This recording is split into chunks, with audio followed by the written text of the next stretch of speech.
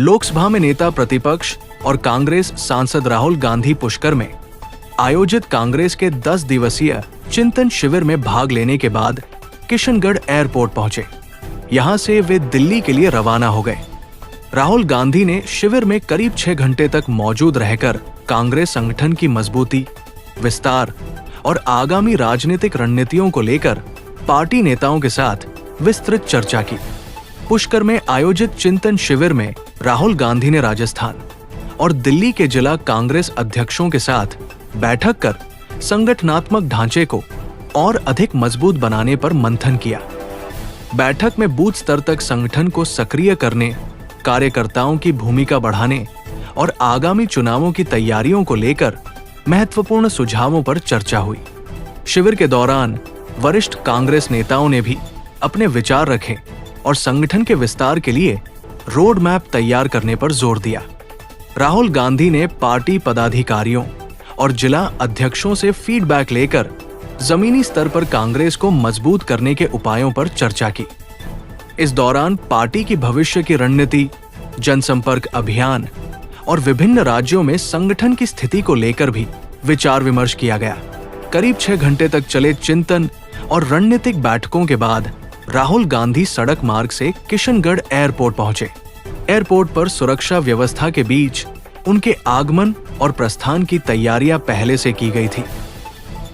राहुल गांधी के एयरपोर्ट पहुंचने पर कांग्रेस कार्यकर्ताओं और पदाधिकारियों ने उनका स्वागत एवं अभिवादन किया।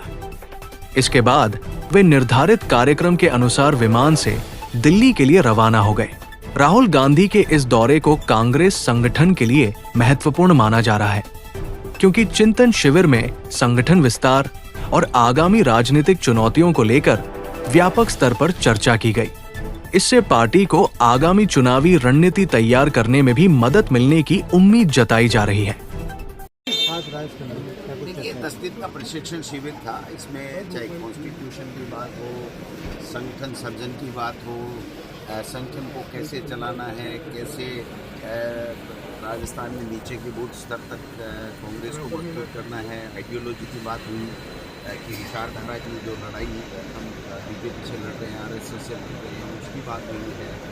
और नया संगठन बना करके किस तरह से बीजेपी जो मोदी सरकार हो चाहे ये हो, जो जनता के मुद्दों पे ध्यान नहीं दे रही है, सब लोग परेशान हैं, पेपर लीक हो रहे हैं, बलात्कार हो रहे हैं, अपराध बढ़ रहे हैं, बिजली पानी नहीं है, लोग परेशान हैं। इन सब बातों के ऊपर चर्चा हुई और अब हम जल्दी ही एक रोड मैप तैयार करेंगे और जिलों के अंदर, ब्लॉक के अंदर हम लोग ये प्रशिक्षण शिविर भी लगाएंगे और दूसरा भी प्लान बना करके कैसे हमें भारतीय जनता पार्टी की नाकामी जनता तक ले जाना है, मोदी सरकार की नाकामी को ले जाना और 2028 और 29 में कांग्रेस की सरकार कैसे। सर, अभी भी ना ये भी बोला कि नेताओं के चक्कर में कराइए, बीजेपी की परंपरा काम करते हैं। इसका मतलब ये नहीं है, उनका मतलब ये है कि जो काम करेगा फिर वो लोगों के सुख दुख में भागीदार बनेगा, लोगों के लिए अपने आप को समर्पित करेगा, उसको अपने आप इनाम मिलेगा। अगर आप पूजा करोगे तो मतलब नहीं, तपस्या करो। कांग्रेस तपस्या की पार्टी और तपस्या करोगे तो निश्चित रूप से आप तपोगे तो आपको इनाम मिलेगा। शॉप पे भी गए थे राहुल जी ने श्रमिकों से बात। हाँ, ये जो बॉडी बिल्डर जो है बसों की बॉडियाँ वगैरह बनाते हैं, उस पर गए और उनकी तकलीफ को समझा, उनका कैसे काम करते हैं, क्या क्या तकलीफें आती हैं, क्या मजदूरी मिलती है, किस तरह की सरकारों से प्रॉब्लम्स आती हैं, उनके बारे में जानकारी। आप खुद भी आम लोगों के बीच में गए थे? हाँ, मजदूरों के बीच में भी गए? बिल्कुल, मजदूरों के बीच में भी गए, उनका दर्द महसूस किया, उनकी समस्याओं को समझा और हमने उनसे वादा किया, मैंने और बीडी साहब ने, कि भाई हम लोग राजस्थान की विधानसभा हो चाहे सड़कें हों, आपकी उठाएंगे। और उनमें दर्द था कि ये नरेगा बंद कर रहे हैं, हमारी मजदूरी मोदी सरकार छीनने का काम। सर, राहुल जी ने तारीफ भी करी आप दोनों की आज। नहीं, देखिए, वो तो लीडरशिप का आशीर्वाद तो हमेशा ही रहता है। तो जो संगठन नीचे के सब लोगों के सहयोग से जो नीचे तक बना है, तो निश्चित रूप से संगठन की बात उन्होंने की है कि और ज़्यादा और ताकत के साथ में आप आइडियोलॉजी के साथ में नीचे तक काम करिए। ठीक है, सबने मिलकर के अच्छा किया है तो अच्छी बात है। 10 दिन का प्रयास बता दो सर आप एकदम देखिए 10 दिनों के अंदर किस प्रकार से जनता के बीच में जाना है, कांग्रेस की क्या विचारधारा है, कांग्रेस के कार्यकर्ताओं का क्या काम है, कांग्रेस के नेताओं का क्या काम है, और एक इतिहास लंबा जो आजादी से पहले कांग्रेस का संघर्ष था वहां से लेकर आज तक का इन सब पे चर्चा की गई। मनरेगा के बीच में काम करने का मौका मिला, वहां भी जाके देख के आए मजदूर को क्या परेशानियां हैं।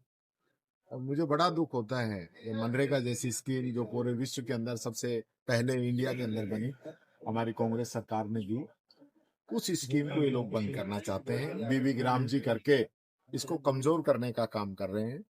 2-2 साल से मटेरियल का पैसा नहीं आ रहा, 2-2 साल से मेट की तनख्वाह नहीं मिल रही है, 6-6 महीने से मजदूरों का पैसा ये लोग नहीं दे रहे हैं। वहां साइड पे न दवाइयां हैं, न छाया है, न पानी है।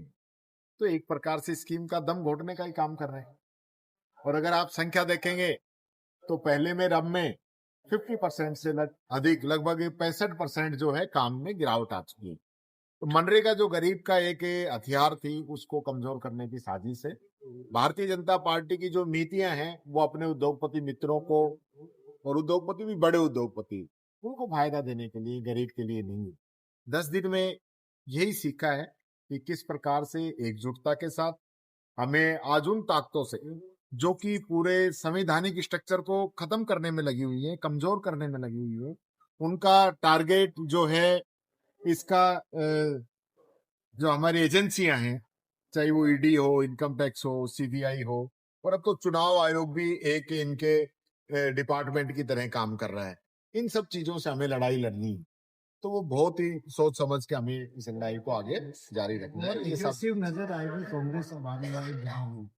मैं समझता हूँ पूरे देश के अंदर हमारी प्रदेश कांग्रेस कमेटी जिसके अध्यक्ष माननीय डोटासरा जी हैं, उन्होंने जो काम किया है वो ऐतिहासिक है।